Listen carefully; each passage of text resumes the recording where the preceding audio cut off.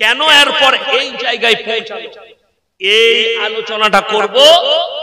মুসলমানের কাছে এতগুলো পাপ এসে হাজির হলো কোথা থেকে, কিভাবে জুটে গেল?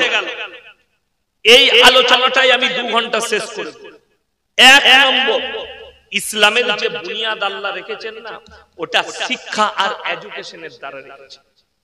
এখানে যদি কোনো ডাক্তার থাকে, মাস্টার থাকে, প্রফেসর থাকে, ইতিহাসবিদ থাকে, মুসলিম হোক কিংবা অমুসলিম হোক, আমি এক্ষুনি 100 টাকা দিয়ে যাব চা খাবার লেগে, খালি বলে দেন পৃথিবীর প্রথম সভ্যতার নাম কি? টাকা দেখি কোথায় আছে? টাকা আছে, এই দেখেন 100 টাকা আছে। এই 150 টাকা বেরিয়েছে, 150 টাকাই দিয়ে দিব, চা খেতে দিয়ে দেব। প্রথম সভ্যতার নাম কি পৃথিবীর বলে দাও। আশা করি কেউ বলতে পারবে। আমরা মৌলবীরা তো মাদ্রাসা ছাপ, আমাদেরকে মাদ্রাসা ছাপ বলে, শিক্ষিতরা এরা মাদ্রাসা ছাপ কি জানে? শুনে নাও, পৃথিবীর ইতিহাস তুলে দেখে নাও। পৃথিবীর প্রথম সভ্যতার নাম হচ্ছে মিশরের মুসলিম সভ্যতা। সুবহানাল্লাহ।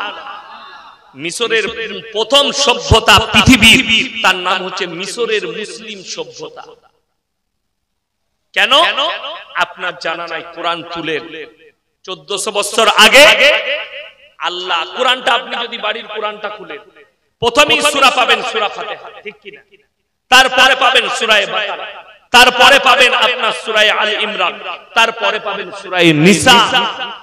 কিন্তু আপনার জানা আছে এই কোরআনটা একত্রিত ছিল না নবীজি সাল্লাল্লাহু আলাইহি সাল্লামের জওয়ানে। একত্রিত কে করেছেন? হযরতে উসমান গনি রাদিয়াল্লাহু তাআলা আনহু। জোরে বলুন সুবহানাল্লাহ।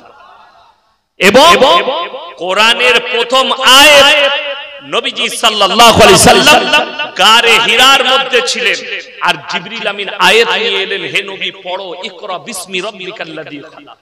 হে নবী পড়ো। নবীজি উম্মি ছিলেন।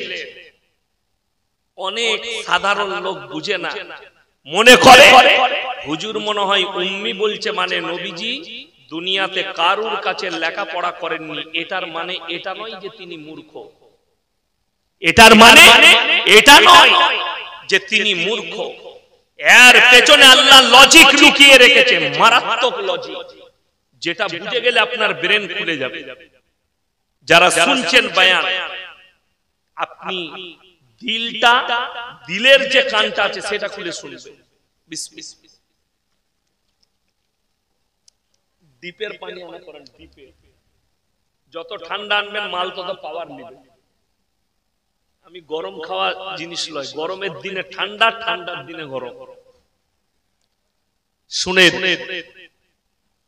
আল্লাহ রাব্বুল আলামিন, আজকে আমি যে জলসায়, আমার আগের যে বক্তা বয়ান করছিল, আমার পরে যিনি বাংলাদেশ থেকে আছেন তিনিও আসবেন, আমি বসে বয়ান করছি। এখানে যদি আমার একজন শিক্ষক আসে, সে কি বলবে? ইয়াসিন আমার ছাত্র বলবে না? বলবে। তার কাছে আমি ছোট না বড়? কথা বলে ছোট। আমি স্কুলে যে মাস্টার মহাশয়ের কাছে পড়েছি তার কাছেও ছোট। আমি একবার অনেক দিন আগে, সে মাস্টার মহাশয় আমার বেঁচে আছেন নাকি আমি জানি না, রবি বাবু নাম ছিল, রবি মুখার্জি। বর্ধমান টাউন থেকে আসতেন পড়াতে আমার গ্রামে, ওই হাই রোডের উপরে 30 কিলোমিটার প্রত্যেক দিন আসতেন বাসে। তো বর্ধমান থেকে একবার আসছে, আমি সিটে বসেছি, আর একটা স্টপেজে দেখলাম আমার ওই মাস্টার মশাই চাপ। আমি যেমনি রেখেছি আমি দাঁড়িয়ে গেছি। স্যার আপনি বসুন, বয়স্ক মানুষ, মুরব্বী। বলে ইয়াসিন তুমি অনেক উঁচু জায়গায় পৌঁছে গেছো, তুমি বসে থাকো। না স্যার আমার কষ্ট হবে আপনি না বসলে। তো উনি বসলেন, আমি দাঁড়িয়ে দাঁড়িয়ে ওনার সাথে 30 কিলোমিটার গল্প করতে করতে কেন ছাড়লাম? তিনি আমার শিক্ষক, আমাকে একটা অঙ্ক শিখিয়েছেন, মানে তিনি আমার শিক্ষক। ইমাম আবু হানিফা রাহিমাহুল্লাহ, যার কাছে একটা জ্ঞান পেতেন তাকেই তিনি শিক্ষকের রূপে দেখতেন। বলুন সুবহানাল্লাহ। তো আমাকে বলবে ইয়াসিন আমার ছাত্র, আমি যত উপরেই যাই, ধরলেন মোবাইলে আমার অনেক স্কুলের মাস্টার আছে, জলসা শুনবে, অনেক হিন্দু ভাই আমার বয়ান শুনছে। তেনারাও শুনতে পারে, তো তারা গর্ব করে বলবে এই ছেলেটা স্কুলে আমার কাছে পড়েছে, বলবে না বলবে না? তাদের গ্রামের মানুষকে এটা আমার ছাত্র বলবে, এটা তেনার গর্ব হবে। গুজরাটের আমার উস্তাদ মুহতারাম কারি ইসমাইল বিসমিল্লাহ মাদ্রাসা জামিয়াতুল কিরাত কাফলেতা, যেখানে আমি পড়াশোনা করেছি গুজরাটে, তিনি মিটিয়া বুরুজে এসেছিলেন। তো তিনি বললেন সবারই সামনে, ये हमारा बच्चा है, ये हमारा बच्चा है, हमारे पास पढ़ा और ये हमारा खासन खास। तो हमारो गर्व हलो, तिनिও गर्व করে বললেন ये बंगाल का बहुत मशहूर मारूफ मुकर्रिर है और ये हमारा बच्चा। अल्लाह नबी सल्लल्लाहु अलैहि वसल्लम के কেউ যদি শিক্ষা দিত, সে দাবি করে বসতো মুহাম্মদ আমার ছাত্র, আমার রাসূলকে ছোট করা হতো। তাই পৃথিবীতে যতগুলো নবী পয়গম্বর পাঠিয়েছি, সকলের শিক্ষা গুরু আল্লাহ আমি আমার গায়েবী মদদে শিক্ষা দান করেছি। জোরে বলুন সুবহানাল্লাহ। এইটা হচ্ছে সহিহ riwayat। এরপর চলুন, নবীজি কেমন শিক্ষিত ছিলেন। দুনিয়াতে কারোর কাছে লেখাপড়া করলেন না।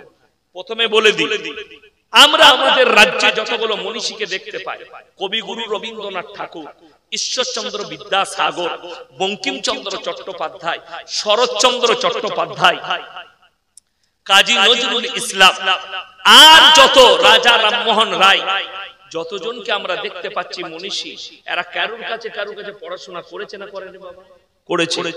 এরপরে চলুন, এটা রাজ্য গেল ইসলামের ইতিহাস।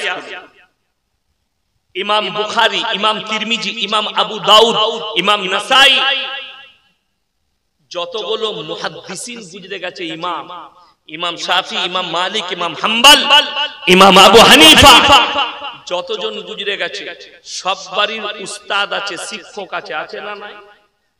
কিন্তু বড় কষ্ট লাগে, পৃথিবীর যতগুলো শিক্ষিত আছে সবাই আজও কলম ধরে রাসূলের জন্য লিখেই আছেন, অথচ যিনি স্কুলে দুনিয়াতে কারোর কাছে পড়ালেখা করলেন না, আল্লাহ তিনাকে কতটা যোগ্যতা দিয়েছিলেন। জোরে বলুন সুবহানাল্লাহ।